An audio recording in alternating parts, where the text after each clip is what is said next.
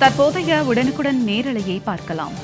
பிரதமர் வருகையால் விவேகானந்தர் மண்டபத்திற்கு தடை எதிரொலி. திருப்பரப்பு அருவியில் குவியும் சுற்றுலா பயணிகள் உடனுக்குடன் நேரலையில் பார்த்துக் கொண்டனர். அருவியில் அதிகம் தண்ணீர் கொட்டும் பகுதிகளில் குளிக்க விடாமல் குறைவாக தண்ணீர் விழும் பகுதியில் மட்டுமே குளிக்க அனுமதி அளிக்கப்பட்டுள்ளது.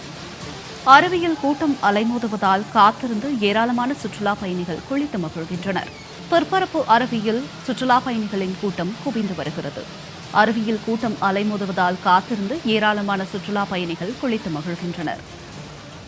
விரிவான தகவல்களோடு இணைகிறார் எமது செய்தியாளர் சேகர். வணக்கம் சேகர். திருப்பரப்பு அருவியில் சுற்றுலா பயணிகள் குவிந்து வருகின்றனர். இது குறித்த கூடுதல் விவரங்களை சொல்லுங்க. வணக்கம் ஜெனனி.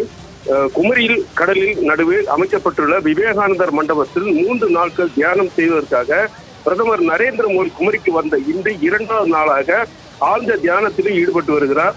பிரதமர் வருகையால் குமரி கடற்கரை பகுதி முழுவதும் போலீசார் உட்பட அதனுடன் பிரதமரின் பாதுகாப்பு படையின் முழு கட்டுப்பாட்டில் கொண்டு வரப்பட்டுள்ளது.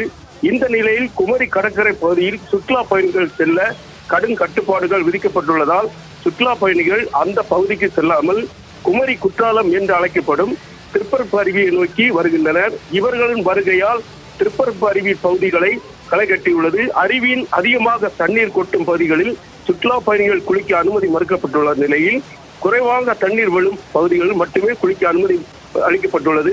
இதனால் காத்திருந்து ஏராளமான சுற்றுலா பயணிகள் அருவியில் கொட்டும் தண்ணீரில் குளித்து மகிழ்ந்து செல்கின்றனர்.